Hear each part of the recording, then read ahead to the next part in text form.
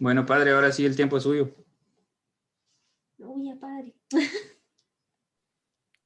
Muy bien, muchas gracias. Muy buenas tardes a todos. Gracias por conectarse nuevamente a la comunidad virtual.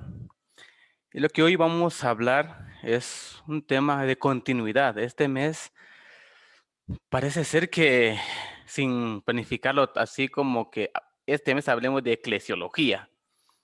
Sin embargo, el Espíritu Santo nos ha convocado para hablar de la iglesia. Comenzando hace más de 20 días, hablábamos del tema del martirio. ¿En qué consiste el tema del martirio al interno de la iglesia? Que tiene que está conectada con la evangelización, con comunicar el reino de Dios como iglesia. El martirio es parte de nuestra vida cristiana, como primer punto, ¿verdad? Un segundo punto, la semana pasada hablamos de las notas eclesiales. Y bueno, ustedes ya saben, los que estuvieron la semana pasada, cuando hablo notas eclesiales, no me estoy refiriendo de do, re, mi, fa, sol, ¿va? Sino que las notas eclesiales, como ustedes lo vieron la semana pasada, son las características de la iglesia, que es una, santa, católica y apostólica. El padre Edwin Pacal, que estuvo la semana pasada, más o menos me comentaba del tema que trató, porque no estuve, me hablaba de que al final el tema de la unidad, que se prolonga al tema del día de hoy, a la unidad de los cristianos, a la unidad de la iglesia, pero en otros campos, en otros términos, hablemos de la unidad como humanidad. Hablemos también como unidad entre todos los cristianos y todas sus denominaciones. Cuando hablamos de unidad de todas las denominaciones cristianas, o de ese compromiso cristiano de todas las iglesias cristianas, nos estamos refiriendo al ecumenismo. Pero cuando hablamos de la unidad como humanidad de todos los seres humanos, tiene que ver con nuestro concepto actual de globalización, de mundialización y esa fraternización, por decirlo así, de ser hermanos todos. Y cuando hablamos de este detalle último de lo global, nos estamos refiriendo del diálogo interreligioso. Muchos, mejor dicho, algunas personas no comparten estas iniciativas dentro de la Iglesia Católica. Algunos, digamos que algunos, porque los papas han trabajado bastante respecto a estos dos temas del ecumenismo y diálogo interreligioso. Es que dependiendo de qué punto de vista lo vamos a tratar y lo vamos a ver, algunos somos muy radicales. Mantenemos siempre la visión a veces antigua, como los antiguos judíos, cuando dicen que nosotros somos el pueblo elegido de Dios. Eso sí se consideraban, era una religión nacionalista. Somos el pueblo elegido de Dios, nos sacó de Egipto y nosotros somos los únicos que se van a salvar. Los únicos benditos, los elegidos y los que se van a salvar. Fuera de aquí no hay salvación. Esto era la mentalidad judía. Por eso le llamaba impuros a los que no compartían su religión, o los gentiles, la gente, los gentiles, los que no eran judíos, por lo tanto, no, para ellos no era la salvación. Claro, esta forma de pensar, este esquema de pensamiento viene a romperse con el anuncio del Evangelio. Jesús viene a decirnos todo lo contrario, que la salvación es para todos. Sin embargo, habemos iglesias, comunidades que nos olvidamos del mensaje de Jesús o ignoramos el mensaje de Jesús y recorrimos a la antigüedad. A veces somos más judíos que cristianos cuando decimos aquí en la iglesia, solo aquí en la iglesia hay salvación. Y de aquí somos el pueblo elegido de Dios. Y esto se marca mucho incluso en las iglesias protestantes, evangélicas. Somos el pueblo elegido, fuera de aquí no hay salvación, y a veces somos más protestantes nosotros que católicos, o más judíos que católicos. Pero ¿cómo entender el mensaje de Jesús, que es para todos, y la salvación es ofrecida para todos. ¿Cómo entender esto? Además, este tema va a ser muy importante para buscar la unidad entre la misma iglesia. Hay varios movimientos católicos, pero a veces estamos divididos. A veces no somos testimonio para la sociedad. O también el cristianismo está muy dividido en varias iglesias y para el mundo el cristianismo ha sido más también signo de división que de unidad. Pues algunos van a estar a favor del ecumenismo y del diálogo interreligioso, otros no tanto, pero ¿cómo entender este tema? Porque muchos dicen, bueno, si diálogo interreligioso, entonces tranquilamente no hay problema que yo haga yoga más tarde, y después de mi yoga pues voy a adoración al Santísimo, ¿verdad? Tranquilamente, como que no pasa nada. O antes de la misa me sacrifico una mi par de gallinas, bueno, con el simbolismo y el respeto también.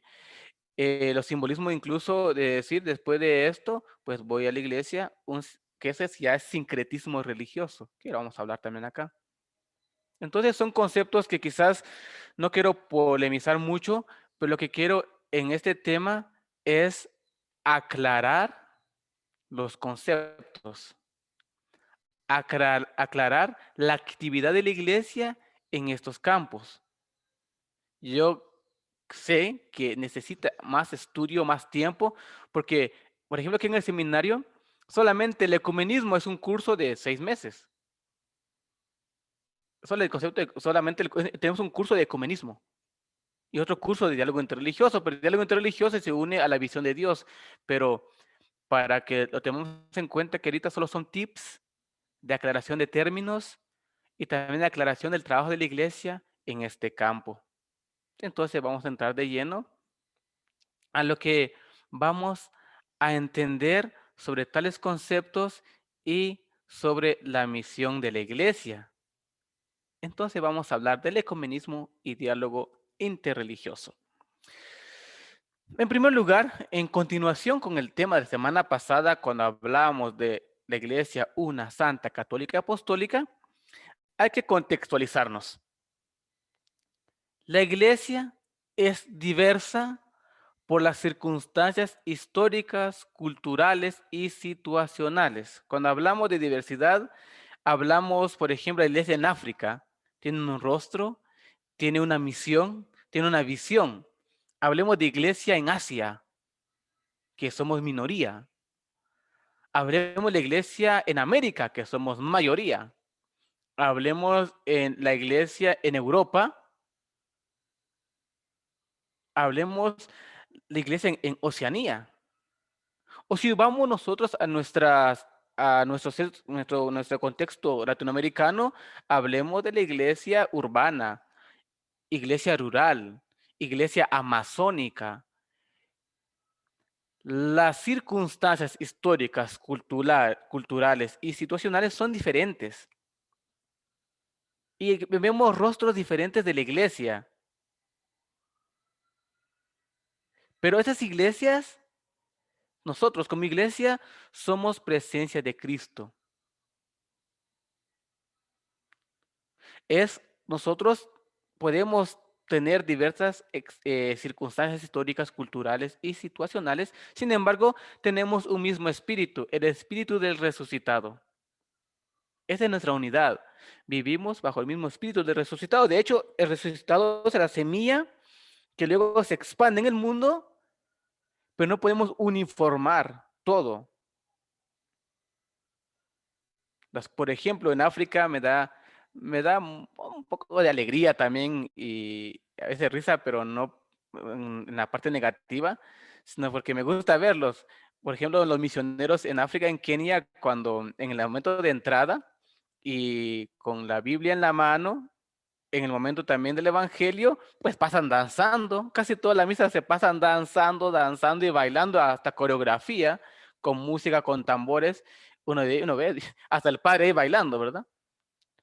Después me voy a una basílica, aún vamos a Europa, a Estados Unidos, también aquí en Guatemala, vemos todo, que nadie haga bulla, ¿va?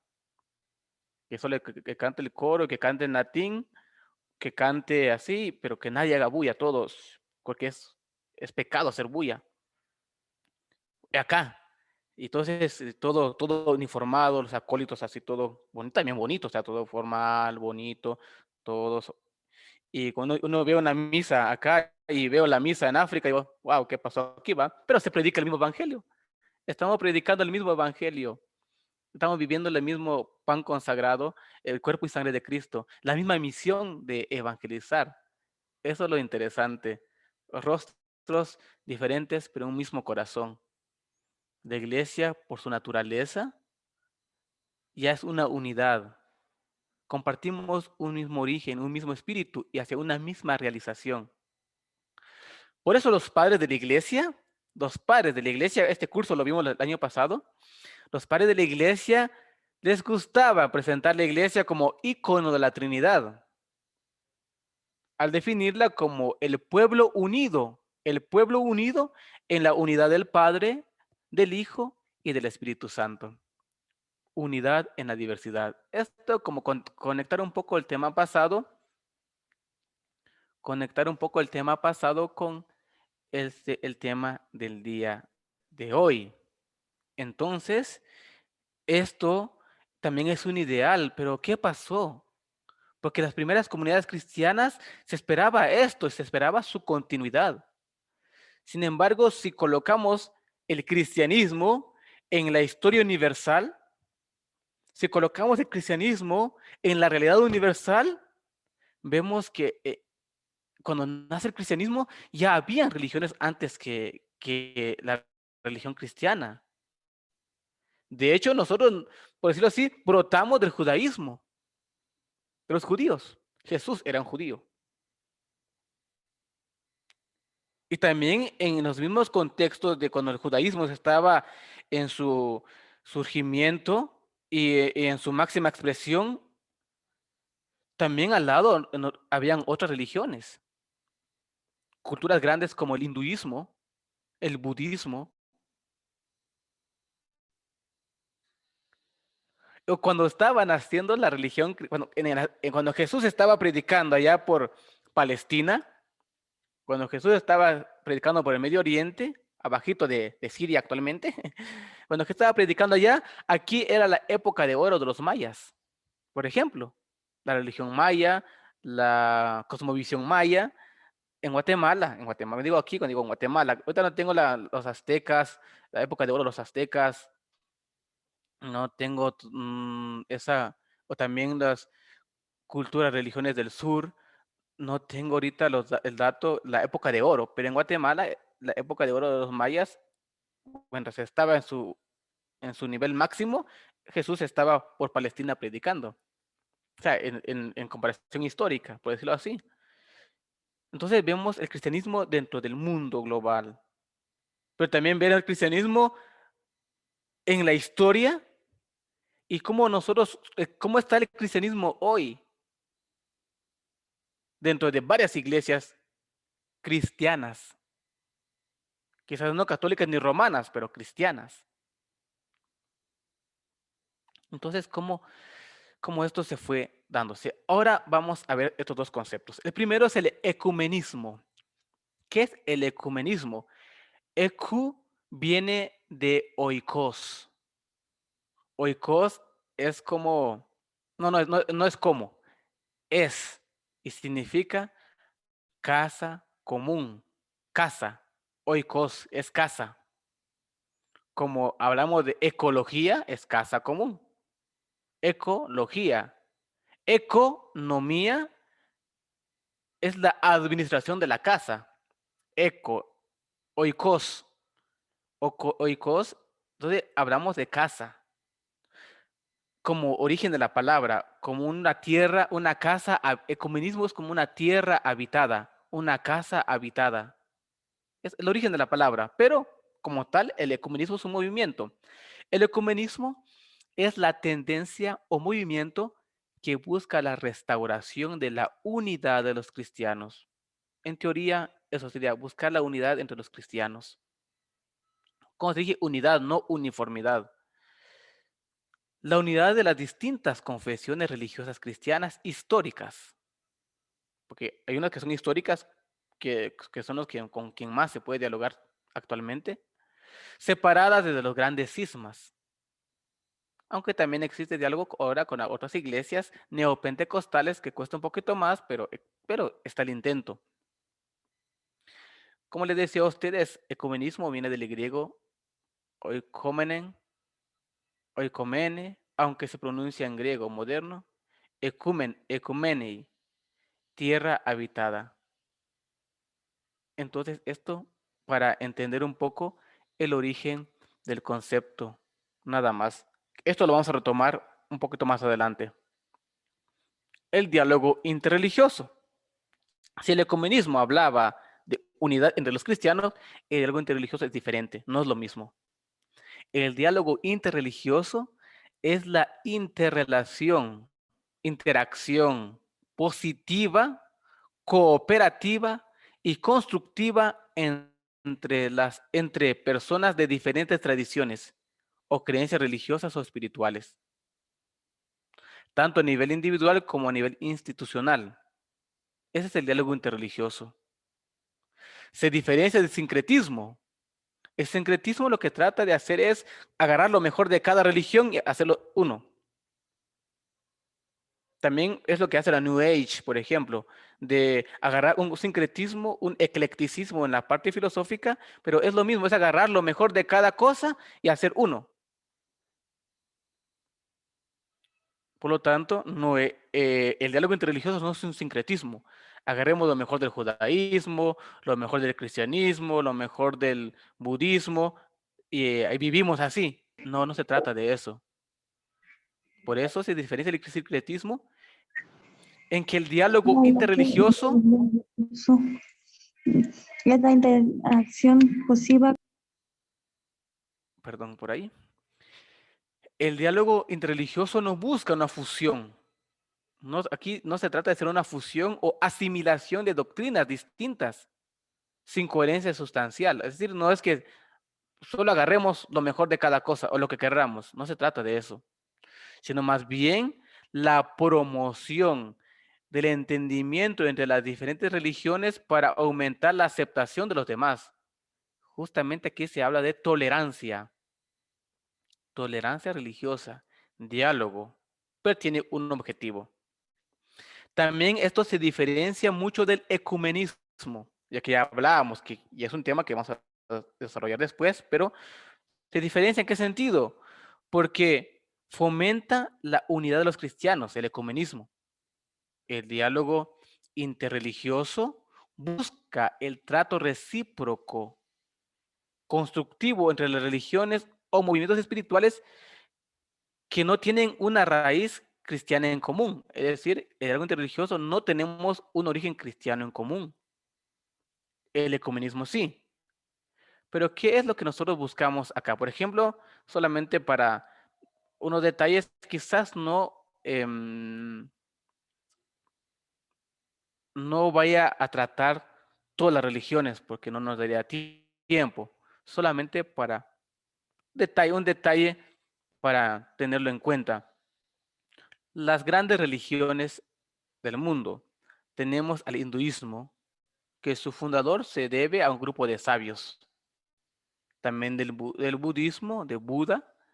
De la religión judía, pues se tiene a Abraham como Moisés de referencia. Nosotros tenemos a Jesucristo.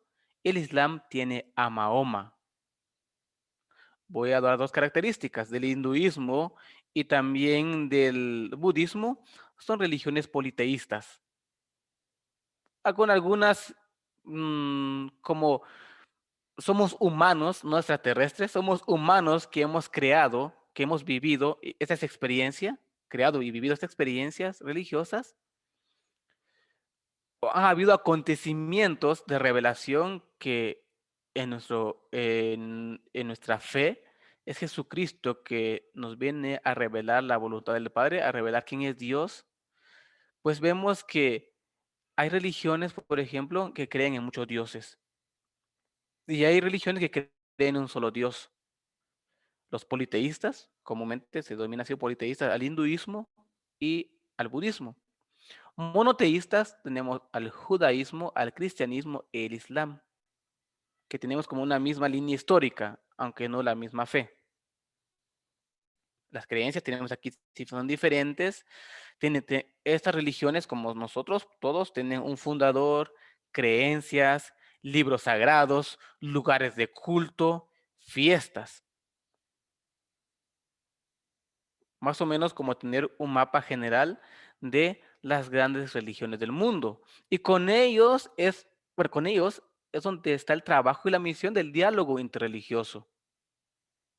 Algunos pues no lo aceptarán porque ¿cómo vamos a contaminarnos de la mentalidad de ellos o contaminarnos del pensamiento de ellos? Pero no se trata de esto. Aparte de tener cultura general, aparte de eso, también la comprensión como humanidad. Pero el cristianismo tiene algo importante que hacer y aportar en este campo. Por eso, interesante que nosotros como comunidad virtual católica podamos estudiar y profundizar este tema. Porque el fundamento católico para trabajar en este campo es la siguiente. Primera de Timoteo 2:4. Primera de Timoteo 2:4.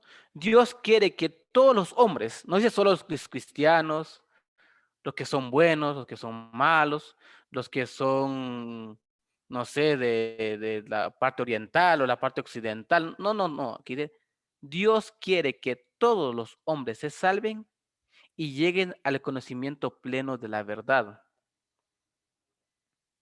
Esto sería como un fundamento bíblico que comúnmente se utiliza en el diálogo interreligioso. Dios quiere que todos se salven y todos lleguemos al conocimiento de la verdad.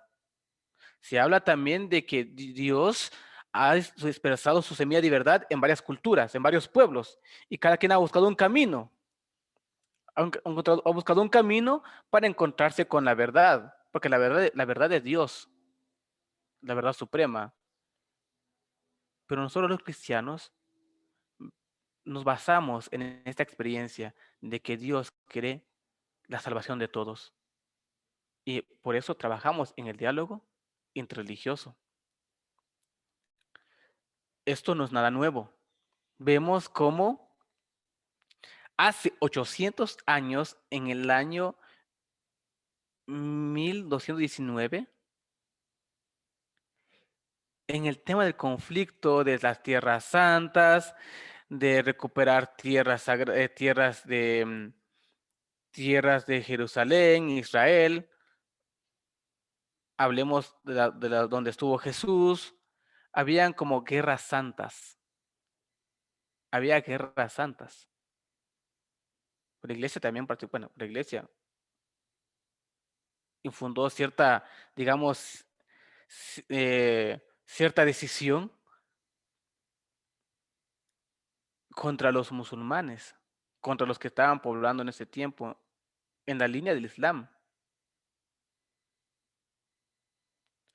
Pero un hombre sencillo, humilde, que nace en Asís, que es San Francisco, va a saludar a Sultán y evitar esta guerra, a evitar más muertes, y muertes en nombre de Dios.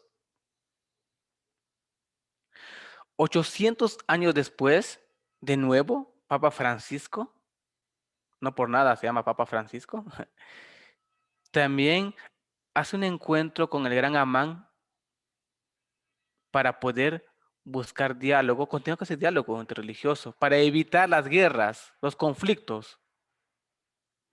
Y el mensaje es esto: no cedan a la violencia, especialmente bajo pretextos religiosos. O sea, ya no se puede justificar guerras santas. Eso fue del pasado y que quizás la iglesia también participó en su momento, pero ya no.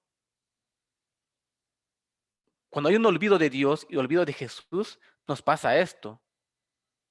Buscamos la violencia como medio de transformación social y no es eso. Jesús indicó un camino diferente a la guerra, a los conflictos, no a la violencia.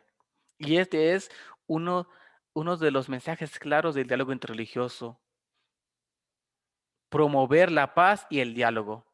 Esto es lo que escribió Papa Francisco en una carta al cardenal que aparece aquí, Sandri. Son enviado a las celebraciones por el 8º centenario del encuentro entre San Francisco de Asís y Sultán, pero después también llegará el Papa Francisco para hablar de una fraternidad universal.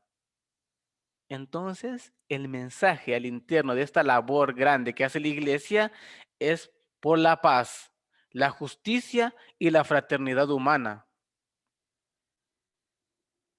Porque Dios quiere que todos se salven y lleguen al conocimiento de la verdad. Y la Iglesia propone caminos de paz, de diálogo y de fraternidad. Esto es el mensaje al interno. Por eso nosotros no podemos tener también cierta intolerancia ante que son budistas, quienes son musulmanes, quienes son hinduistas o de otra religión. Hablemos también de las religiones nativas, religiones ancestrales. Hablemos de los mayas aquí en Guatemala, aztecas, olmecas. Hablemos de, de esas religiones que nosotros no podemos seguir encerrándonos y buscando conflicto. O nosotros caer en la misma situación judía de condenar a los demás. Nosotros somos los electos de Dios, los elegidos de Dios, por lo tanto los demás son los que, no sé, los demás no pueden ser salvados. Pero Jesús nunca dijo eso. Jesús, por el contrario, él se acercó a los gentiles, a los enfermos, a las personas que estaban fuera de la religión judía. Jesús los integra y les ofrece la salvación. Creo que es importante para que nosotros también aprendamos de esas experiencias, no de una persona, esa experiencia eclesial.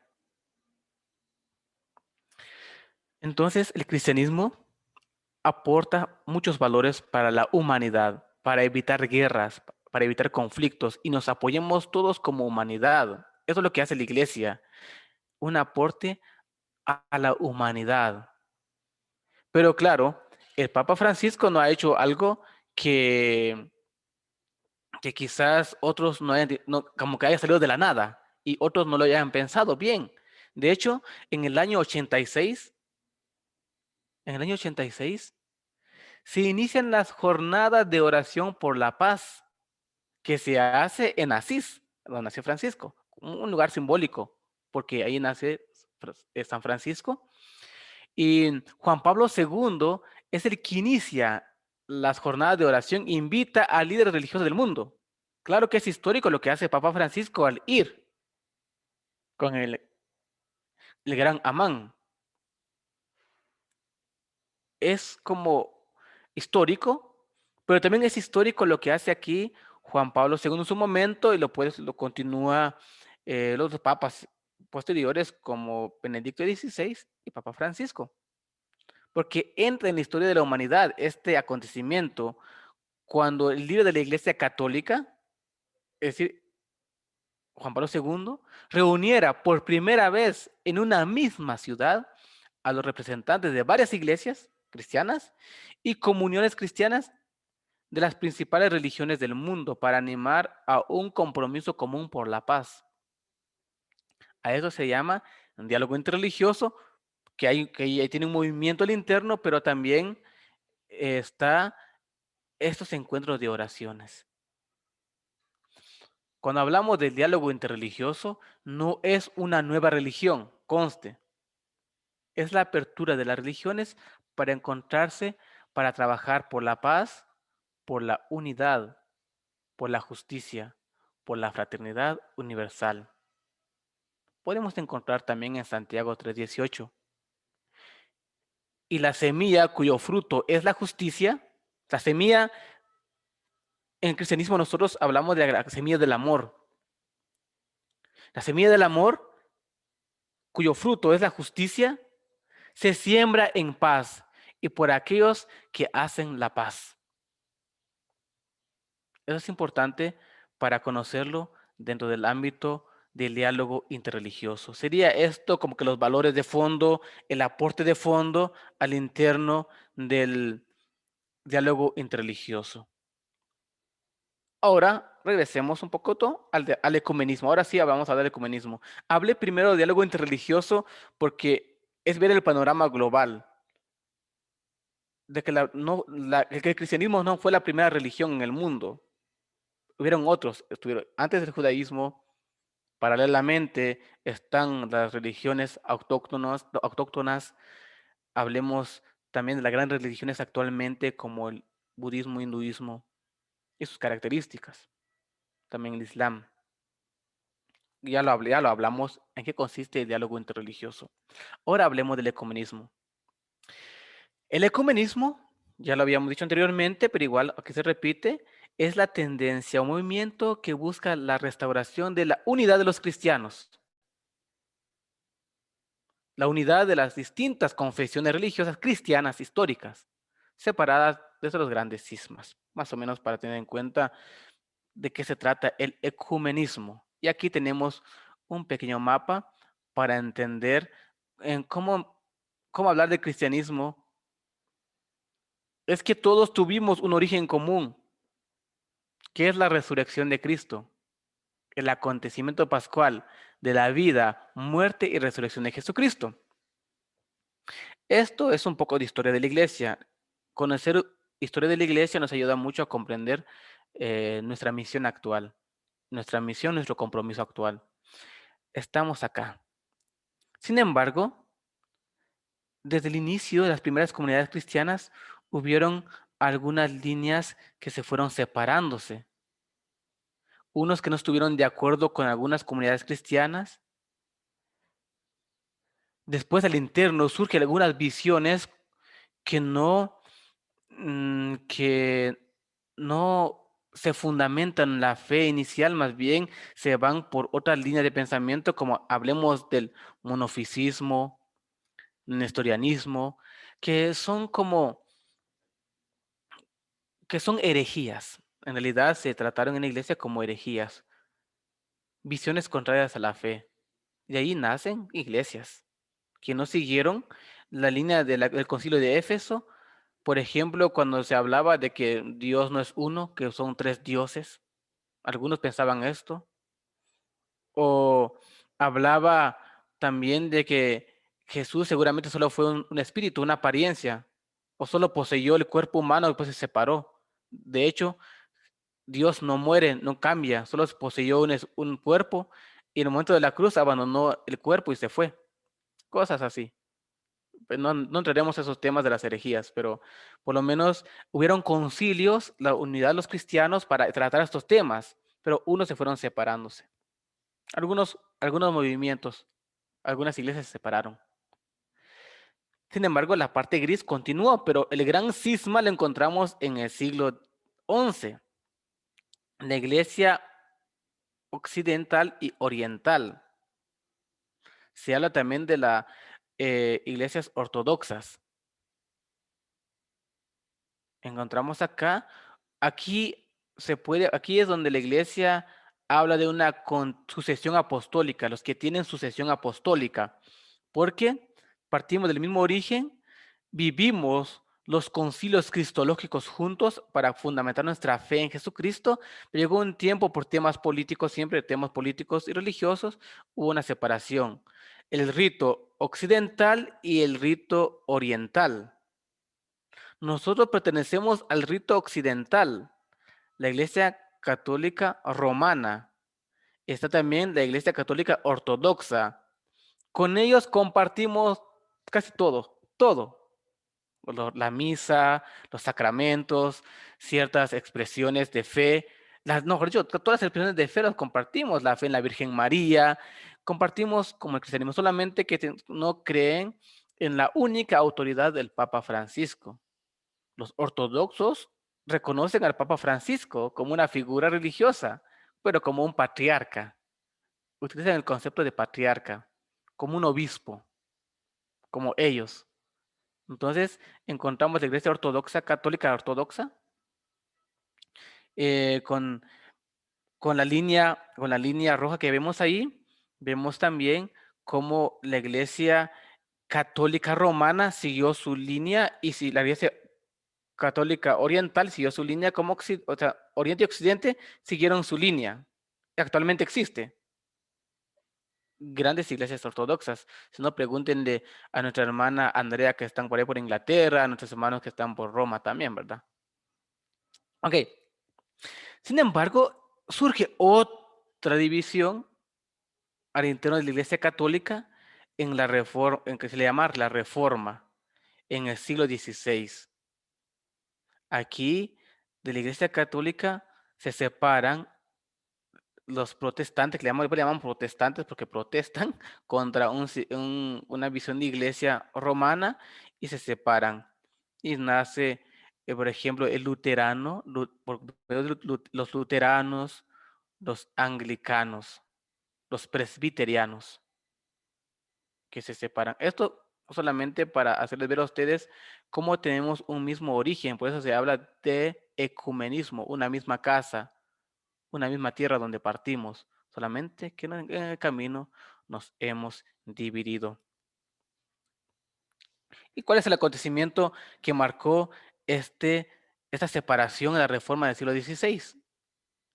Para hablar de ecumenismo, tenemos que hablar de este acontecimiento. Es que en el siglo V comenzó una gran crisis en la Iglesia Católica, sumadas también al desarrollo de la imprenta, que esto es interesante saber sobre la imprenta, porque fueron los primeros medios de comunicación que difundieron estos mensajes y por eso se supo y por eso tuvo gran auge. En el año 1517, perdón, un fraile llamado Martín Lutero, él es un agustino, inicia la reforma en Alemania, publicando 95 tesis contra las indulgencias papales. Él tuvo sus motivos. Él era un sacerdote, él era un teólogo y él nunca quiso separarse de la Iglesia Católica.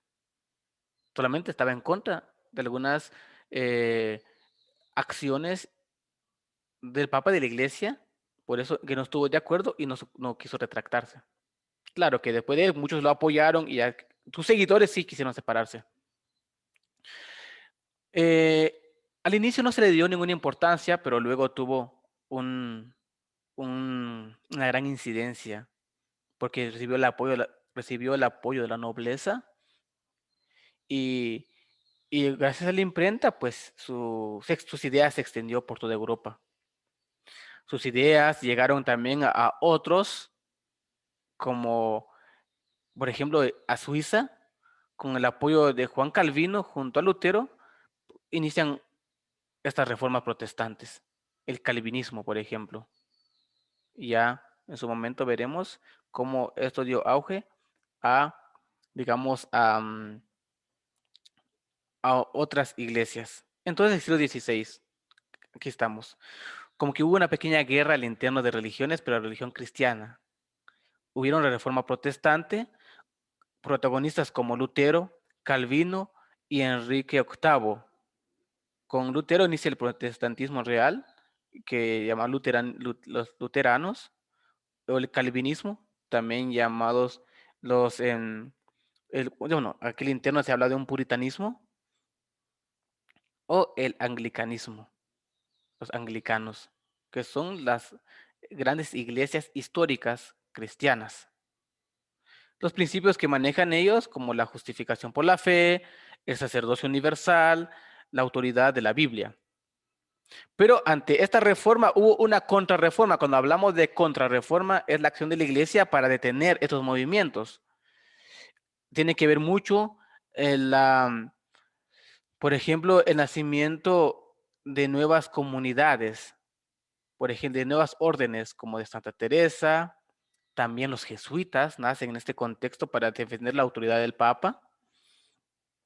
La Inquisición como parte también de algo que hizo la Iglesia, de aquí separar a aquellos que creen, que tienen, bueno, que creen tienen otras creencias. Y el Concilio de Trento. El Concilio de Trento fue el que ya dio un alto a todo esto para hablar y profundizar sobre la salvación por medio de la fe y las obras, los sacramentos de la misa y el culto. También hablar de la Biblia, ciertamente, del sacerdocio consagrado y hablar principalmente, aquí comienza la formación del clero. Aquí oficialmente comienza, los sacerdotes tienen que estudiar, tienen que estudiar, tienen que formarse, tienen que, bueno, todos, no solo algunos, sino que todos va a ser necesario la formación. Pero esto para tenerlo en cuenta. Podemos ver acá cómo surgen una tabla de dónde surgen los movimientos protestantes y después las iglesias pentecostales. La verdad que también viene a influir mucho en Estados Unidos y Estados Unidos, Latinoamérica. Tenemos aquí los luteranos que están en Alemania, los anglicanos que están en Inglaterra, nacen en Inglaterra, los calvinistas nacen en Suiza, los metodistas nacen en Inglaterra, los bautistas en toda Europa, siempre siglo XVI, los pentecostales, Gales, los evangélicos, que también que se llaman así, en Alemania.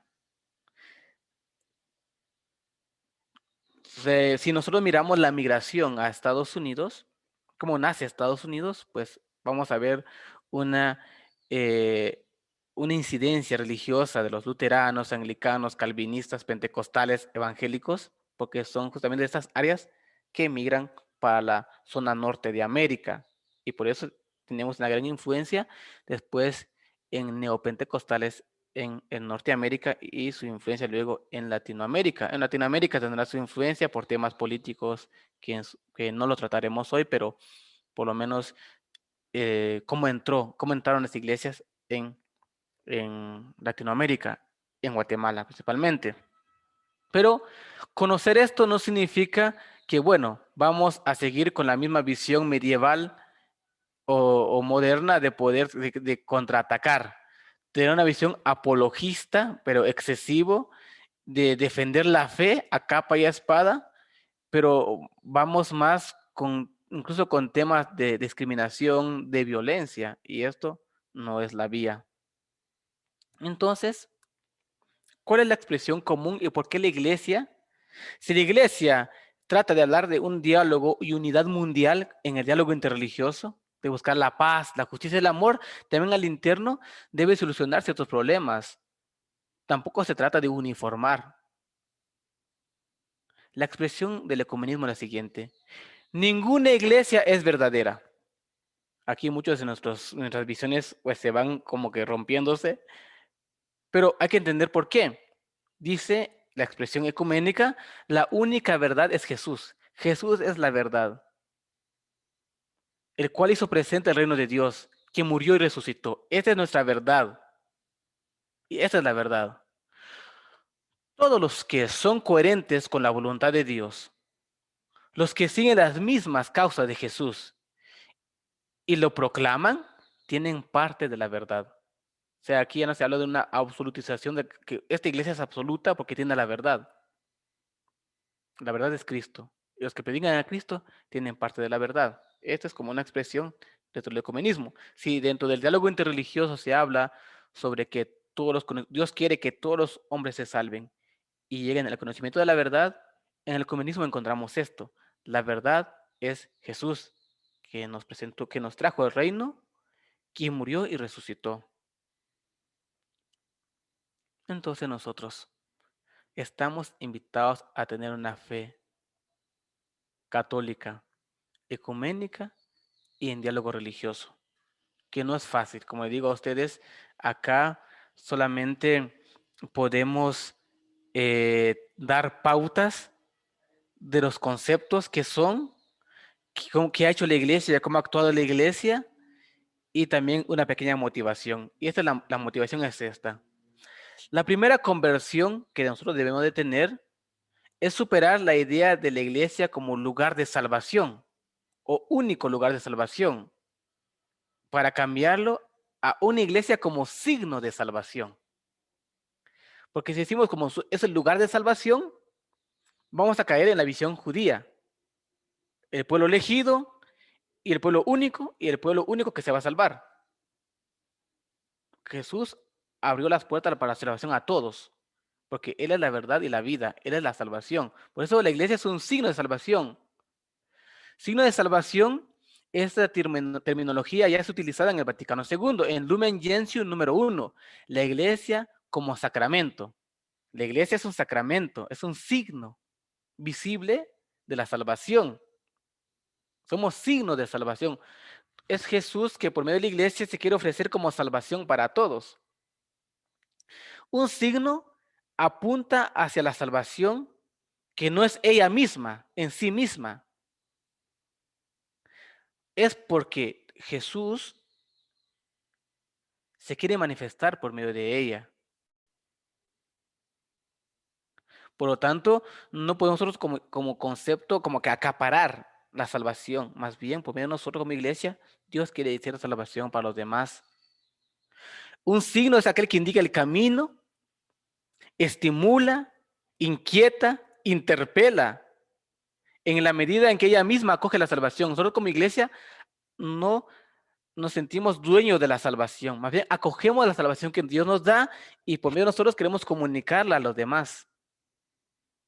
Por eso hay un padre que decía a nosotros, ¿cómo puedes tú defender la fe si ni siquiera has suscitado la fe en los demás? Lo primero suscita la fe, testimonia la fe. Antes de defenderla a capa y espada, porque ni siquiera has comunicado tu fe, ya quieres defender algo que ni tú mismo has sembrado. Entonces aquí nosotros hemos acogido la salvación y lo que queremos es ofrecerla a los demás como signo de salvación. Lo decisivo como iglesia, nosotros como iglesia, es ser testigos. Una comunidad de testigos. Testigos del amor de Dios, de su salvación y queremos que todos los hombres se salven. Y como conclusión, antes de las preguntas, sé que ha levantado la mano, Juan Pablo II, para conclusión de ambos temas, Juan Pablo II recuerda en su encíclica Ut Unum Sint, que esto viene de Juan 17, que todos sean uno. El gran proyecto de Dios, no solo para los cristianos, sino para toda la humanidad.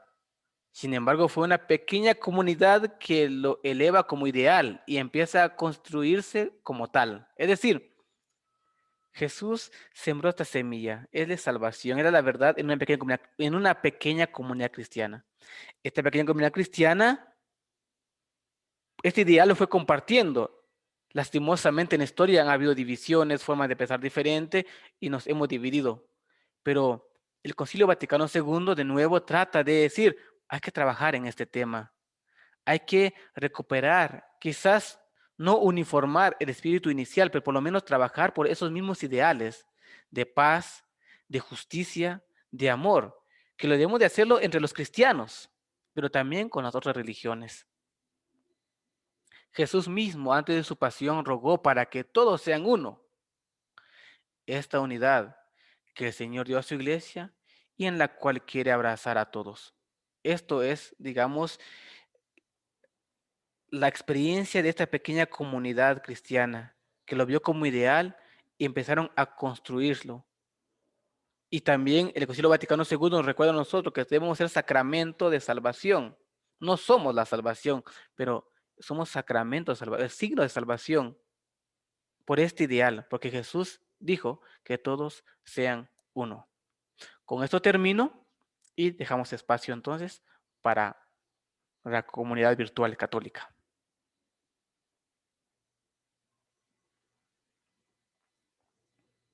Muchísimas gracias, padre. Creo que definitivamente un tema bastante interesante y fuerte, creo yo, ¿verdad? Ya tenemos una pregunta por aquí.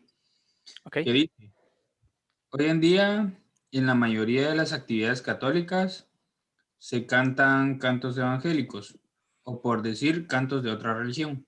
Mi pregunta ¿es bueno o malo? Ok.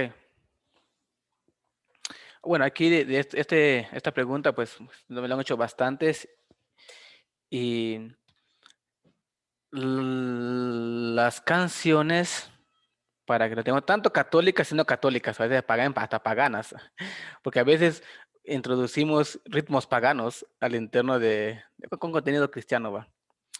Pero quizás aquí no es tanto el ritmo, Porque los géneros musicales son géneros musicales. Ahí no que este género es bueno, que este género es malo. Géneros musicales, que sean creatividad humana. Desde el son hasta un rock bonito, va. Pero son como nada más creación humana. Ahora, hablar de los contenidos, ahí está el problema. Los contenidos. ¿Qué contenido nosotros tenemos en esta música?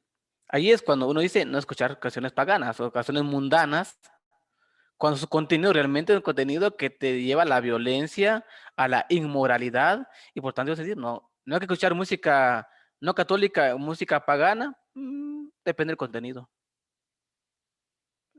Porque hay contenidos que invitan al amor, a la amistad, a la fraternidad, y uno dice, ok, son músicas que uno Dios lo escucha, porque promueven valores. Promueven valores. Ahora bien, hablemos del interno del cristianismo. La pregunta entonces que viene ahora, escuchar música cristiana. A veces al interno en realidad son, son textos bíblicos que están cantando. Sí, yo no puedo rechazar el texto bíblico cuando es un texto bíblico solamente cantado. Porque es cantado por un protestante. Ya si nos vamos a la persona, a la religión, pues uno dice, ok, ya no. Pero creo que no tiene mayor cosa que ver. A no ser que venga el contenido de una canción protestante que está hablando contra la Virgen María, contra la fe, contra el amor, contra la fraternidad, contra la Eucaristía, contra tu fe, los temas fundamentales de la fe, entonces sí, no escuchemos esa música. Ahora bien, en el ámbito católico un poco, no tan estricto, pero por lo menos tener una, una adecuada, un adecuado entendimiento. Una cosa son los cantos que hacen en el culto evangélico, que realmente distinguen un culto evangélico, y los cantos que hacen de un culto católico. Eso es muy diferente, porque ya es a nivel público, ya es a nivel de congregación, y entonces uno dice, ok, no puedo yo llegar a la misa y empezar a cantar una canción protestante, porque confundes a las personas, o nos confunden.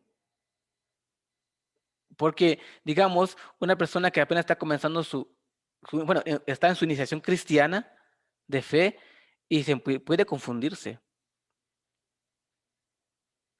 Cuando uno dice una persona ya madura en la fe, no me trato de edad, porque edad no tiene que ver con la madurez, pero una persona madura, capaz de ser crítico. Por ejemplo, yo como católico voy a escuchar una canción, por ejemplo, ahorita es muy viral una cantante quichelense que habla, tengo un nuevo amor con la voz de Ana Gabriel, por ejemplo, muy famosa acá, que claro que es evangélica. Es viral, actualmente todos lo escuchan y todos se quedan en como que de la voz y del contenido y todo es evangélica. Como es evangélica, cancelémosla, nunca lo escuchemos. No, yo la escuchemos, qué bonita voz, qué bueno, canta bonito. Pero, claro, pero no quiere decir que con que escuché a ella, ya yo dejo mi sacerdocio, me hago evangélico. O usted como bautizado católico, dice, ya como escuché esa canción, ya no, y mejor me hago protestante. No se trata de eso. Claro, uno, mi capacidad de escuchar la música depende de mi capacidad de madurez para contener contenidos que me hagan crecer a nivel personal. Y canciones que tengan contenidos que me destruyen mi relación social, destruyen la sociedad, no escucharlas. No es el género musical, es el contenido. Uno. Segundo, en el ámbito comunitario no podemos revolver música católica con protestante o música, por ejemplo, hinduista en medio de una técnica de relajación al interno de adoración al Santísimo. Tampoco, ¿verdad? Entonces, creo que hay que ubicarnos. Ubicar los contenidos, ubicar los cantos. Y si yo considero de que estoy en una iniciación cristiana de mi fe, mejor no me confundo, mejor solo escucho música católica, estoy comenzando. No es que después tenga ya autorizado a escuchar música evangélica y otras religiones. No, no se trata de estoy autorizado, no. Más bien tu capacidad de que no te afecte y que tú sigues, puedes escuchar. Es como que yo también voy en un bus, no voy a misión. Voy en un bus y ya me aprendí la música de los Temerarios, música de todo tipo, pero al final a mí no me gusta la música grupera. Pero me sé muchas canciones gruperas, pero por lo mismo, ¿verdad? Ya no es por mi voluntad, siempre lo escuché por mis tíos o por la... Bueno, mi abuela fue evangélica. Bueno, ya murió, pero fue evangélica, mi abuela. Y escuchábamos ciertas músicas. Incluso fui al culto cuando era niño, fui como 2 veces al culto con ella, creo yo. Pero no por eso de que me haya cambiado mi fe, haya cambiado todo. No. Ok. Tratar de ubicarnos. Primero, entender em, los ritmos y los contenidos. Además, los contenidos, también ubicarnos en la comunidad eclesial. No podemos hacer un sincretismo musical al interno de nuestros cultos, nuestras actividades. Esto, como diría un padre, hay muchos católicos que tienen las mismas, digamos, que tienen ritmos similares, pero son católicos. Y que cantan al Santísimo, que le cantan a María, que le cantan, que por medio del canto están evangelizando. Es música buena, pero solo tener criterio amplio, tener una fe bien sustentada, también saber ubicarse. Gracias, padre. Muy amable. O sea que prohibido escuchar al hermano Daddy Yankees. Después de hablar de ese tema. Bueno, no me gusta el reggaetón, aparte de esto. Bueno, por ahí Pero tampoco, teníamos tampoco a... estoy en, tampoco estoy en contra de aquellos que escuchan reggaetón, pero no es por eso. Solamente quizás no es de mi No se agrado. estaba molestando, padre. Por ahí tenemos a Kevin, que tenía la mano levantada. Kevin, ¿quieres preguntar algo? Sí, bueno, esto con respecto a la pregunta que nos respondía el padre, pues sí, creo que ahí también entraría nuestra capacidad de discernimiento, ¿no? Porque, bueno, aquellos quienes hacemos esta espiritualidad ignaciana, y hablamos de discernimiento y decimos todo este tema de qué es bueno, qué es malo, qué me puede llevar al camino de Dios, qué me puede llevar al camino de la desolación, bueno. Yo tenía una pregunta, y es que quiero saber cómo la Iglesia Católica se ha ido, porque es importante decir, el protestantismo surgió gracias a que se cometían cosas en la Iglesia Católica, ¿no es cierto? Se hablaba de que los padres no respetaban la Iglesia, los papas también, había perversión, se pagaba por los cultos, había brujería, ¿no es cierto? Según un poco de historia. Y claro, al final pues hubo esto del protestantismo, ¿no es cierto? Pero claro, hubo desde, por ejemplo, la Compañía de Jesús, creo que es la que comienza a reestructurarlo todo, a dar un discurso distinto y acaba y logran vencer al protestantismo. Pero yo lo que quiero saber es cómo la Iglesia Católica va respondiendo a los cambios sociales. Es decir, por ejemplo, antes, a las personas con discapacidad, el mismo Evangelio dice Jesús los curaba, porque, por ejemplo, aquellos que tenían lepra eran separados, eran amurallados, y ahora pues la iglesia debe aceptar, porque no es cuestión de curar, sino es cuestión de ver el corazón, ¿cierto? Otro, ¿qué pasa, por ejemplo, con las diversidades sexuales? ¿Qué pasa con las diversidades étnicas? ¿Qué pasa con otros cambios sociales también de la ciencia? ¿Cómo responde la iglesia a esos cambios sociales? Deja seguir, se adapta, rechaza a las personas que pertenecen a esto, eh, hasta dónde puede actuar la iglesia, hasta dónde, por ejemplo, una persona, digamos, hay familias que son muy tradicionales que dicen, no, pero es que si mi hijo nace con alguna cosa es castigo de Dios. Y eso cómo la iglesia católica lo resuelve. Creo que ahora ya son más tolerantes en eso, ¿no? Entonces, ¿cómo ir aceptando y hasta dónde poner límites para que no vaya a chocar con incumplir de pronto alguno de los mandamientos o de las leyes, ¿no? Esa era mi pregunta y la verdad muy, muy buena la conferencia. Muy bien, muchas gracias. Creo que la iglesia no es que se adapte, no es que como dice, bueno, como venga el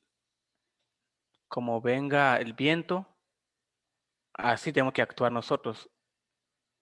Simplemente como dejarse manipular por, por lo que venga. Entonces todo es cambiante. Dentro de la iglesia hay cosas cambiantes y cosas no cambiantes. Como cualquier tema de la iglesia, como doctrina de la iglesia, tanto social como dogmático. Los temas dogmáticos, pues tenemos establecidos nuestro criterio de fe, pero encontramos también que hay situaciones cambiantes al interno de la iglesia. Por ejemplo, en este caso, vemos nosotros que lo fundamental es creer en Jesús. Si desde el tiempo hay una influencia más hinduista o islámica. Entonces, como es la moda, entonces ya no creo yo en Jesús, sino que creo en otra persona. Entonces sería como cambiar de vientos. Pero no se trata de eso. Hay cosas fundamentales. En relación a lo humano, en relación a lo humano, el problema fue esto. Aquí vamos a ver, el problema fue esto. El problema a veces ha sido nuestra incapacidad de interpretar la Sagrada Escritura. Nuestro problema ha sido entender a las primeras comunidades cristianas y recuperar esos espíritus, porque la iglesia en su momento se creyó bueno, se llama césaropapismo en la época medieval, porque el papa era el mismo rey, es decir, el poder político era el mismo poder religioso, se manejaba todo. Cooptación del Estado, dirán algunos. Bueno, estamos como que manejaba todo, el césaropapismo. El papa era el mismo rey. Tuvo una gran influencia, un gran poder en su momento, y por lo tanto se aprovechó también de ese poder. En realidad, Lutero pues se separó por tema de pensamiento. Es un teólogo. No fue que el diablo se le haya metido a Lutero, por eso se separó. No, es un gran teólogo y él criticó la acción del Papa en ese tiempo de las indulgencias, de cobrar la salvación. Es eso, indulgencias. Antes pago tanto y con eso me gané la salvación. Claro, nada que ver. O sea, Lutero tenía razón. No, pero no al decir que Lutero tenía razón me hago luterano, tampoco. Solamente estoy diciendo que Lutero, que era un sacerdote, pues él hizo ver que lo que estaban haciendo no coincide con el evangelio. Eso es el criterio, y de los cambios que pueden haber dentro de la iglesia, que se encuentran cosas en el interior de la iglesia que no coincide con el evangelio, son los criterios que uno dice, hay que reformar la iglesia. ¿Y qué es lo que pensó él? Pero él lo pensó al interno, pero sus seguidores se separaron. Esto ya pasó en la iglesia, una reforma de la iglesia. Pasó esto en el Concilio Vaticano II. Esto es una reforma eclesial de recuperar las primeras comunidades cristianas. También entender lo que muy bien lo ha dicho nuestro amigo, que lo ha hecho muy bien porque, por ejemplo, hablar cómo la iglesia actualmente es sana. Hoy es que ya no existe la fuerza de Dios en la iglesia, porque antes Jesús levantaba a los paralíticos, daba sanación a los ciegos. Uno cuando lee literalmente la Biblia dice, alarán esas. Pareciera ser magia, ¿verdad? Pero no se trata de eso. Jesús sigue sanando, levantando corazones, levantando vidas, sanando enfermos. Lo sigue haciendo por medio de nosotros, la iglesia. Y Jesús, aquí está el tema, lo que dice nuestro amigo. Aquí está. Lo que para los judíos era impuro, Jesús lo hacía puro. Lo que los judíos discriminaban, Jesús los trataba de integrar a la sociedad. Ve y preséntate al sacerdote. O sea, es dar fe, integrar. Entonces, ahora viene al interno de la iglesia, cómo trata nosotros el tema, como él ha dicho bien, el tema de los minusválidos o el tema de la iglesia, pues la cierta apertura.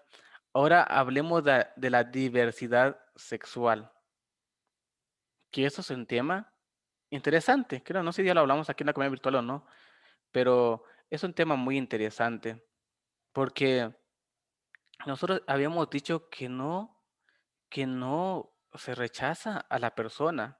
El Papa ha sido bien claro en esto, en que hay una aceptación de la persona en cuanto a a su ser persona, incluso el derecho a tener familia, que muchos malinterpretaron, como se recuerdan ustedes, el Papa dijo que pueden tener familia, ¿va? Entonces pensaron, no, el derecho derecho a tener un papá, un hermano, que no los saquen de casa, por ser homosexuales, que no lo saquen de casa y lo maten a la calle, porque como que esto es lo peor que les haya pasado, no.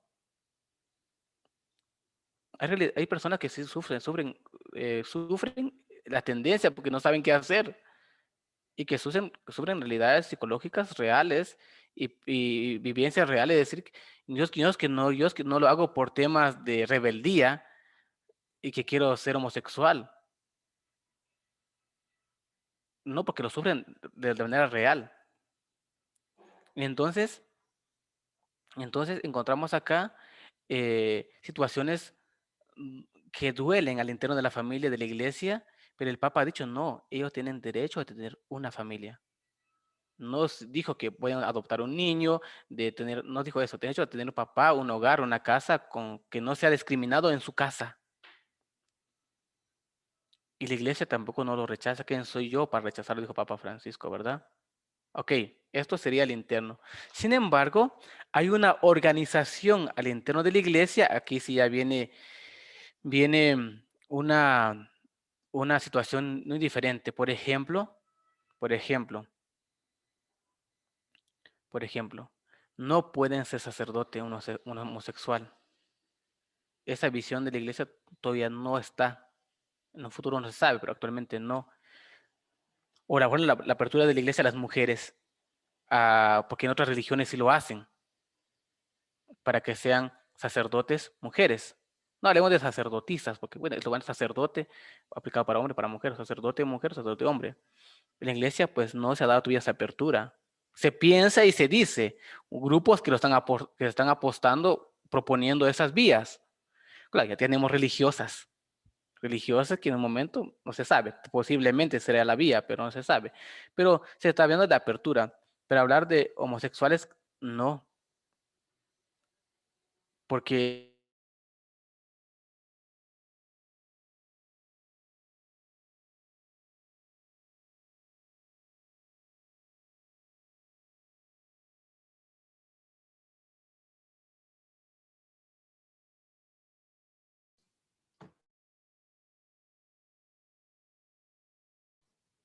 Yo creo que se le fue la señal al padre. Ustedes vamos a darle un momentito.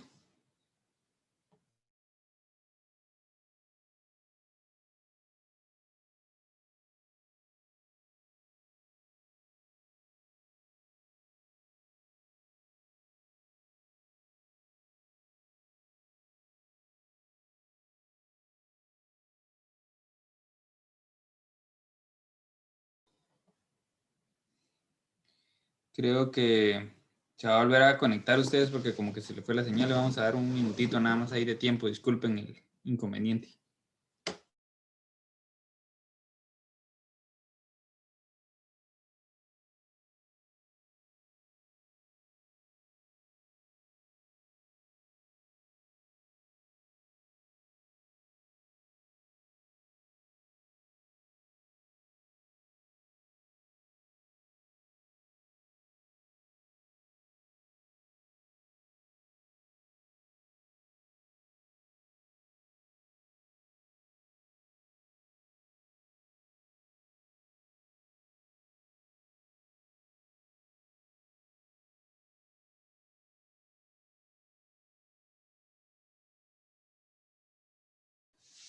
Ahí se está conectando ya. Vamos a esperar.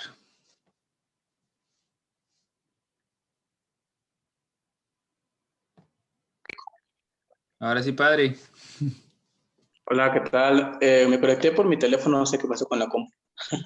Creo que el internet está fallando un poco. Sí, esto no solo para terminar, no se trata de uniformar el pensamiento cuando hablamos de la apertura de la iglesia a otros grupos, otros pensamientos, y en este caso, lo que Kevin decía, la iglesia como madre y maestra, pero también está aprendiendo muchas cosas. Sigue aprendiendo desde el discernimiento. Hay realidades nuevas que humanamente, históricamente se están presentando y que en la antigüedad no se tenía este problema. no se tenía este problema. Por eso, bueno, como yo doy ética también y moral, cuando hablamos de una actualización científica, es importante también la actualización científica, porque un nuevo descubrimiento, una nueva creación humana, cambia nuestra forma de pensar, de relacionarnos, de expresarnos incluso. Por ejemplo, actualmente, antes se hablaba de la mujer. La mujer bueno, la mentalidad, nuestra antropología era muy reducida, incluso la mujer se miraba nada más como una posesión. Y incluso el que era imagen y semejanza de Dios era el hombre, no la mujer, porque el hombre tenía la semilla, porque se pensaba, no se tenía conocimiento científico, que el esperma es un pequeño hombrecito, y que tenía la esperma es el hombre. Por lo tanto, yo soy el que doy la vida, no la mujer. La mujer sí trataba de crear en su vientre a este niño o esta niña, pero no se trata de que sea ella la portadora de vida. La portadora de vida es el hombre. O sea, hasta que después se descubre, no, el aporte del 50% del esperma, del óvulo, el 50%, y justamente ambos aportan a la vida. Ese descubrimiento, ese científico, también era sacerdote, un científico sacerdote que lo descubrió. Este aporte a la humanidad es un boom en la historia, ¿va? Cambio de mentalidad, cambio de relaciones, cambio de estructuras antropológicas, todo esto ayudó. Y creo que también esto, la historia misma, las investigaciones, las nuevas realidades, la iglesia no es que automáticamente surge algo nuevo y nos casamos con esa idea nueva, ¿no? Se discierne, se va prolongando, se van armando los diálogos, y creo que esto es importante. Pero lo más importante es que todos los hombres se salven. Y por eso la iglesia tiene ahora pastorales para acompañar, integrar a lo de diversidad sexual. Algunas parroquias se han abierto a eso, otras no, pero como digo, son novedades que algunas iglesias, gracias a Dios, pues están apostando para que esto no se vea extraño, más bien de apoyar, de acompañar, como todos seres humanos que somos. Necesitamos apoyo, necesitamos ayuda, necesitamos apertura. Y creo que eso la iglesia debe tener este criterio de llevar felicidad y salvación a toda persona. Muchas gracias, padre. Por acá hay otra pregunta que dice: buena tarde, noche. Mi duda es al respecto de la situación actual de la división de criterio dentro de la iglesia en cuanto al tema del rito por el que se debe celebrar la Eucaristía. Porque en muchos países esto ha golpeado muy fuerte la unidad de la iglesia y el seguimiento y obediencia plena a la autoridad del Papa Francisco. ¿Cómo debemos entender y afrontar este tema? Ok. Sí, creo que aquí el Papa Francisco, claro, detrás del Papa no es que él un día durmió, al siguiente día, wow, voy a hacer esto, va. Tiene asesores, tiene teólogos atrás de él. O sea, incluso una encíclica, o sea, dice, firma Papa Francisco, claro, pero todos sus secretarios vienen de varias universidades. Y detrás de él hay muchos teólogos. Y en todo sentido. Por ejemplo, detrás de Papa Juan Pablo II estaba el Opus Dei. O sea, la Opus Dei estaba la Universidad de la Santa Croce. Quizás no es la única, pero estaba. Y también estaba Ratzinger. Entonces había varios pensamientos. Quizá aquí el Papa, en diálogo con teólogos, en diálogo, ha visto la realidad, incluso las confusiones que se han creado, y es que por ejemplo, hay un intento de algunos sacerdotes y comunidades de regresar, como que las lenguas vulgares, eso se pensaba antes, que la única lengua santa era latín. La lengua santa, es la única lengua santa. Cuando existía en Tierra Santa, tiene que decir lengua santa. Era latín. Y el rito es esto. Y eso es lo único que tenemos que hacer, ¿va? Claro, esto era la mentalidad de decir, y cuando se propone que todo se debe traducir a los idiomas de todas las personas. Claro, esto fue un conflicto incluso de Lutero, tiene que ver mucho, porque fue Lutero el primero en traducir en alemán, del griego al alemán. Y del latín al alemán también. Lutero fue el primero. Por eso ellos nos llevan una base en la Biblia, los protestantes, que son los primeros que tuvieron contacto con la Biblia en su idioma, ¿va? Nosotros hasta en el Concilio Vaticano II tuvimos contacto con la Sagrada Escritura, porque la Biblia solo lo manejaban los clérigos, los laicos, nadie tenía Biblia. En el Concilio Vaticano II ya comienza la apertura. Son realidades que están pasando. Creo que aquí hay que estudiarlo un poco más. Claro, yo sé que hay comunidades muy tradicionales que van a preferir seguir viendo el altar de espalda. ¿Qué no significa? No está dando la espalda al pueblo, conste, para que otros digan que es que antiguamente se da la espalda al pueblo, no. Él está liderando, está presidiendo, está como líder, primero en una iglesia en camino, eso significa. Una iglesia en camino hacia Dios. Y el sacerdote está enfrente, dirigiendo el camino. Y los cantos gregorianos y los cantos gregorianos, o sea, son de Gregorio, cantos gregorianos son de Gregorio, son los cantos de una cierta generación. Entonces a veces se quiere influir en un único modelo. Cuando la iglesia dio apertura, no hubo un esquema híbrido. Hubo un esquema híbrido entre lo que la iglesia está proponiendo del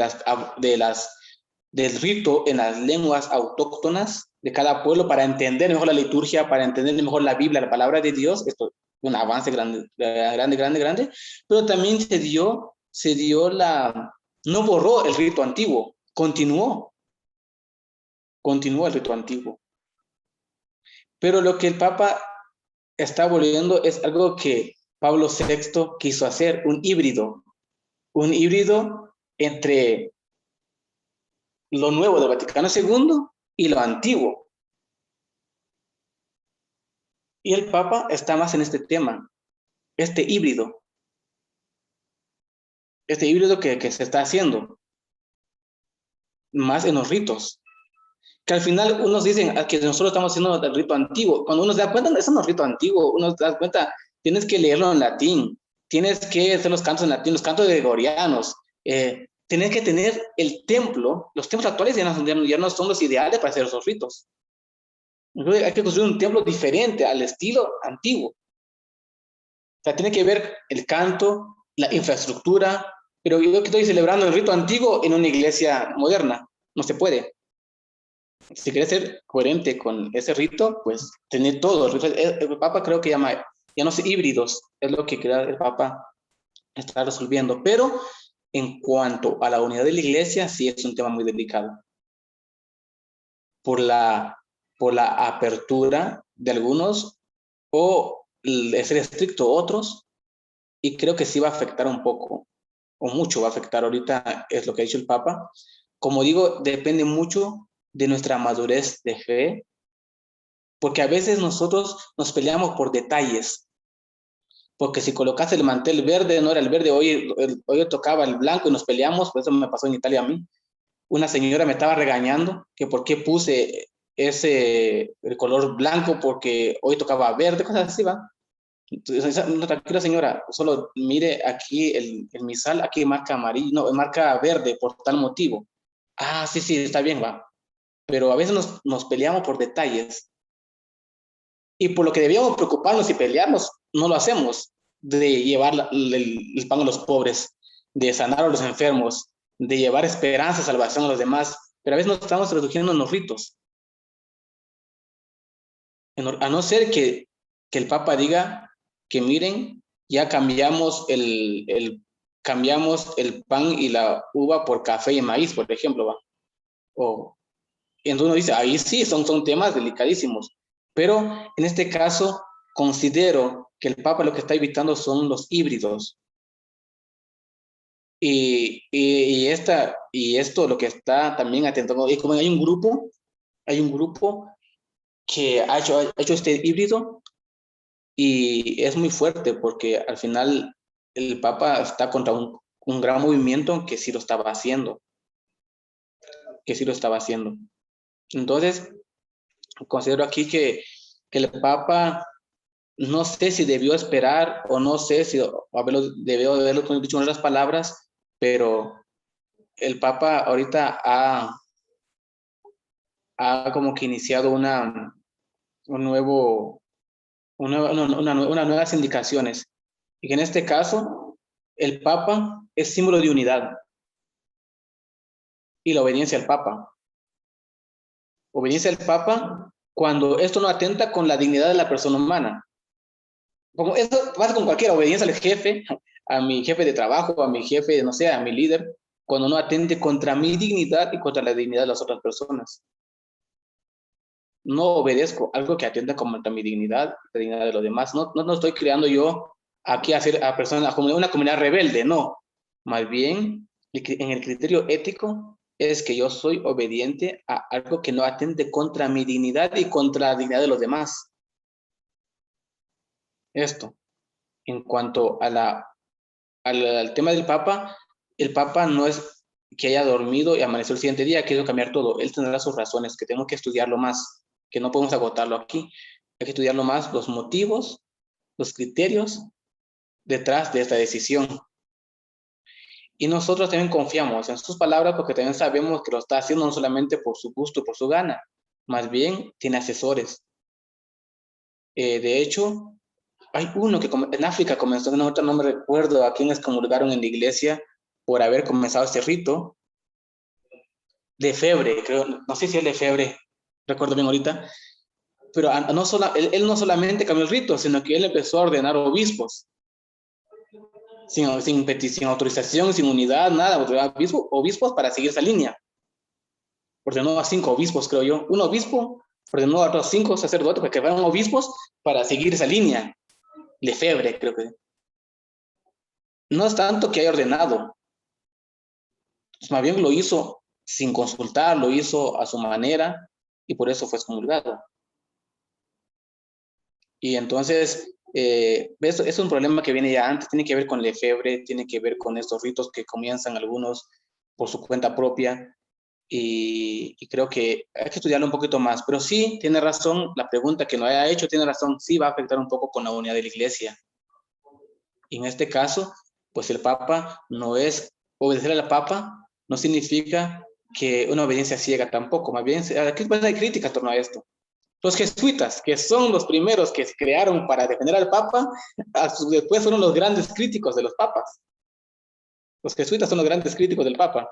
En la profesión que hacen ellos, obediencia al Papa. Pero no es una obediencia ciega, ciertamente, más bien tiene que ver con la fe de la iglesia, tiene que ver con el bien de las personas, el bien de la iglesia y el bien de las personas. Creo que para eso es el diálogo interreligioso y el ecumenismo, buscar el bien entre todos, la paz, el amor, la justicia. Siempre van a haber en el diálogo cosas que no estamos de acuerdo, cosas que sí estamos de acuerdo, pero creo que eso nos ha costado bastante ponernos de acuerdo con las iglesias cristianas, porque cuando entramos en temas dogmáticos, cuesta dialogar en temas dogmáticos, teológicos.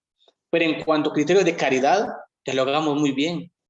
Cuando hablamos amor al prójimo, dialogamos muy bien con los cristianos, que no nos preocupamos por el bien del otro.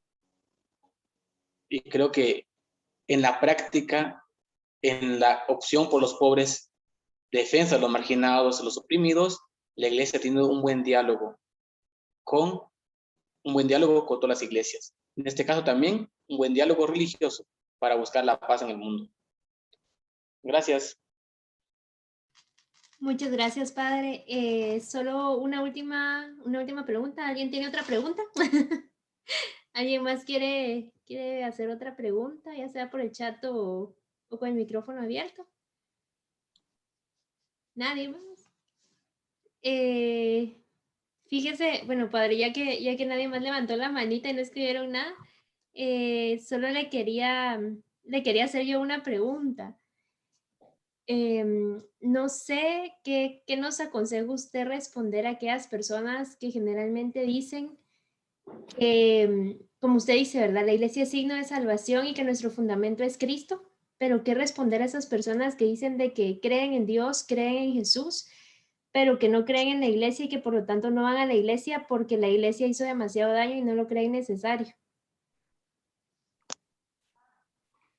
Sí, creo que cuando reducen a la iglesia a una etapa histórica, o reducen a la iglesia a una persona, pues lastiman bastante. Y tienen las críticas tienen razón. O sea, incluso críticas basadas históricamente, cuando sacerdotes, bueno, son no solo sacerdotes, también laicos bautizados, en temas políticos, en temas morales, cometen algo que contradice nuestra fe, nuestros valores, pues claro, es refutable la persona que lo ha hecho. Pero también como existen personas así, existen personas santas, personas coherentes, personas que luchan en el día, a pesar de la humanidad, nuestra débil humanidad, se lucha constantemente, son testimonios de fe, pero a veces resalta más lo negativo que lo positivo. Uno, la iglesia sí ha madurado y tiene que seguir madurando la iglesia. En la semana pasada es una fuerte luz para nosotros, porque la iglesia es santa, sí, es santa, pero lo conformamos pecadores. Es santa porque su fundador es Cristo, el Espíritu Santo la acompaña, por eso es santa. Es santa por Dios, santificada por Dios, pero lo conformamos humanos, con traves psicológicos, con historias, con egoísmos. Y claro, todo eso se debe sanar en un proceso, no, tampoco solo porque hice mi retiro, solo porque me bauticé automáticamente se me borró todo eso, no. Más bien es un crecimiento en valores cristianos y humanos, y eso es un proceso. Por eso hablamos también de una conversión permanente, porque no existe una conversión única y estática, y se terminó todo, ¿no? Porque quizás lo que yo logré sanar, por ejemplo, yo antes era muy egoísta, no compartía mucho con los demás, ¿va? Y gracias a mi encuentro con Jesucristo, soy más tranquilo, soy menos egoísta, comparto con los demás, y empiezo una vida así. Pero poco a poco quizás pues, pasa algo a mí que me empieza otra vez a desconfiar de otras personas, me pasa algo otra vez que me deja no confiar, no ayudar y regreso a mi egoísmo otra vez. O sea, no es permanente aquello que tuve. Más bien debe de ser una constante práctica, una renovación constante. Por eso la persona debe vivir en todos, no solamente laicos, sacerdotes, obispos, laicos, todos, en una conversión permanente. Por eso está la confesión. Y creo que esto ayuda también a que las personas cuando digan, yo no voy a la iglesia, porque se piensan también autosuficientes, de que por sí solas pueden encontrar la verdad, y eso no es cierto. Entonces yo voy a vivir bajo mis criterios, bajo mis pensamientos, y me autojustifico en su momento. Cualquier cosa mala que haga, me autojustifico.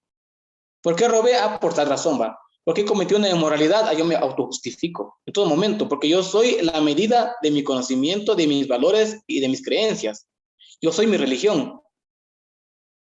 Pero nosotros no somos seres egoístas. Nosotros como iglesia somos seres en sociedad. Aparte de eso, somos iglesia. Y yo veo mi esperanza también en el otro. El otro puede corregirme, puede orientarme, como también el otro necesita. O sea, yo necesito del otro y del otro necesita de mí. Por eso somos iglesia. Y que mis fallas, incluso mi fe es purificada gracias al encuentro con el otro. Porque yo tengo una idea siempre así, mi vida es así, cuadrada, así, pero alguien mismo, mirate, la vida es algo más. O mi fe, alguien más el otro es una luz también en mi camino. Creo que la comunidad cristiana va a ser muy importante porque mi fe lo vivo en comunidad. También hablemos del bien que podemos hacer a los demás, la obra de caridad, por ejemplo. Yo solo veo el mundo tan complicado. ¿Qué hacer contra la violencia? ¿Qué hacer contra tanta pobreza? ¿Qué hacer contra tanta violencia, muerte, tantas cosas en el país que miramos? Yo no quisiera solucionar las cosas, pero yo no puedo. Pero junto con otros podemos aportar. Junto con otros podemos dar vista a los ciegos, dar pan a los hambrientos, levantar a los caídos. Junto con nosotros podemos hacer grandes cosas. Creo que la invitación aquí es que la comunidad es necesaria. como seres sociales por naturaleza que somos, necesitamos de otro para aportarle al otro y el otro aporte a mí. Lo importante para el cristianismo es crecer en valores cristianos y humanos para poder aportarle a la sociedad también. Como cristianos, como iglesia, ¿qué aportamos a la sociedad? Si estamos aportando egoísmo, violencia, necesitamos una conversión personal y comunitaria. La comunidad siempre va a ser necesaria, porque la iglesia es la comunidad, la comunión entre personas que tienen una misma fe en Cristo y practican su mensaje. Por eso, creo que la primera cosa para responder es que somos seres sociales por naturaleza. Necesitamos al otro para crecer.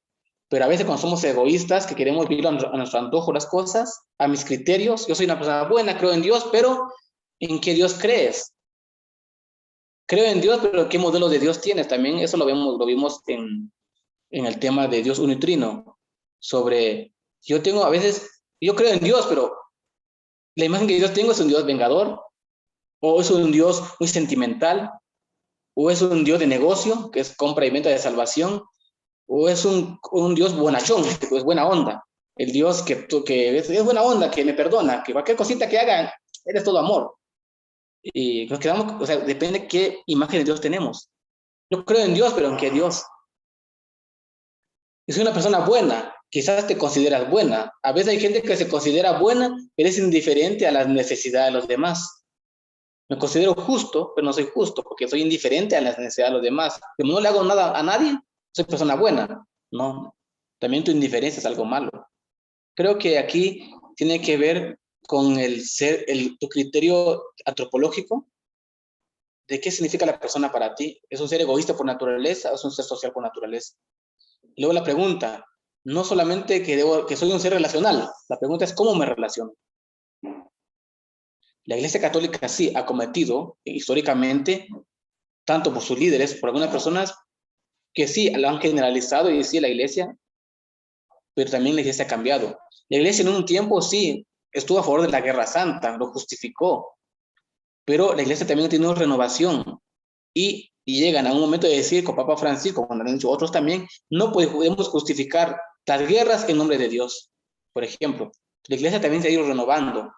La Iglesia también se ha ido creciendo, renovando, porque no lo sabemos todo. No somos omniscientes. Los cristianos solo por el bautismo ya somos omniscientes. Es decir, que todo lo sabemos, ¿no? No todo lo sabemos. Necesitamos de los otros para saber. Necesitamos de la ciencia, de la filosofía, de los demás hermanos. Necesitamos de todo para crecer. Porque la Iglesia es santa, porque Dios es santo. Pero es pecadora porque lo conformamos humanos. Muchas gracias, padre. Bueno, yo creo que ahí lo vamos a dejar con las preguntas. Si alguien tiene otra pregunta, pues nos la manda ahí en el chat y luego se la hacemos llegar al padre y la respuesta se las hacemos llegar luego, ¿verdad? Ya se nos va un poquito el tiempo, entonces le vamos a pedir al padre que si puede orar por nosotros y darnos la bendición final para podernos despedir. Muy bien.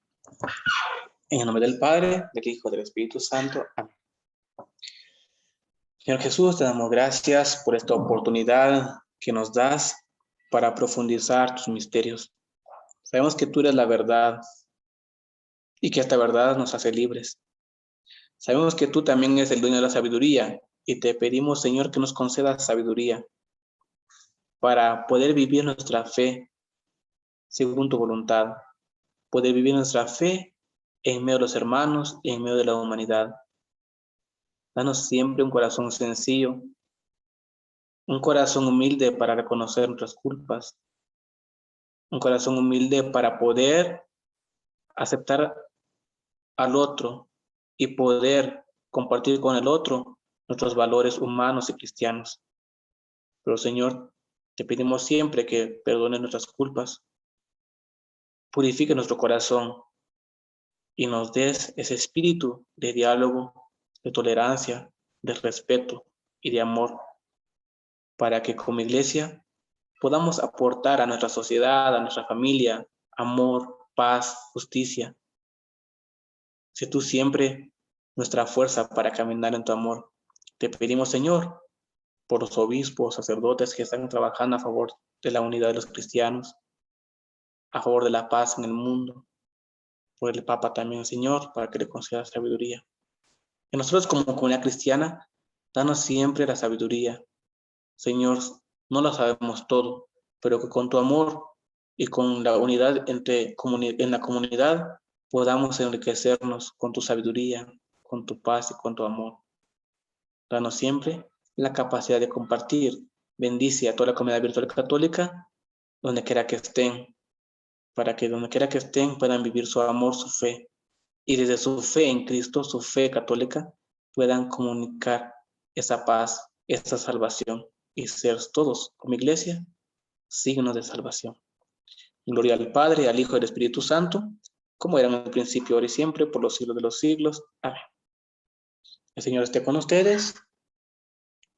La bendición de Dios Todopoderoso, Padre, Hijo y Espíritu Santo, descienda sobre ustedes y con ustedes permanezca para siempre. Amén. Muchísimas gracias, Padre, y gracias a todos siempre por su participación y su perseverancia. El próximo sábado vamos a tener una actividad especial. Va un poco más enfocada en cuanto a estar un poco más en sintonía con Dios a través de oración y ejercicios espirituales. Así es que no se lo vayan a perder, siempre a las 3 de la tarde, hora de Guatemala. Y de todas formas siempre les hacemos llegar la El otro cuaderno igual a este, nena, porfa. Agradecerles nuevamente su participación y desearles a todos que tengan un feliz y bendecido fin de semana. Que la paz del Señor quede en sus corazones y primero Dios, nos vemos el próximo sábado. Ha sido una bendición poder compartir con ustedes. Adiós. Muchas gracias. Dios les bendiga. Hasta pronto, Padre. Buenas tardes, bendiciones.